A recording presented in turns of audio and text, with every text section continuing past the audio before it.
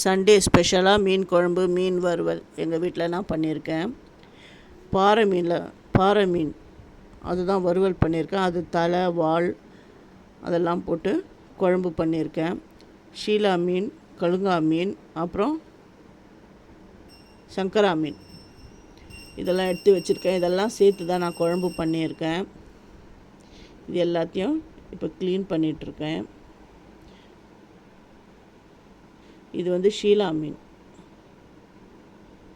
பாறை மீன், அதோட தலைவால்லாம் போட்டு குழம்பு பண்ண போகிறேன். தேவையான அளவு புளி எடுத்து வச்சுருக்கேன். 2 பெரிய பெரிய தக்காளி கட் பண்ணி வச்சுட்டேன்.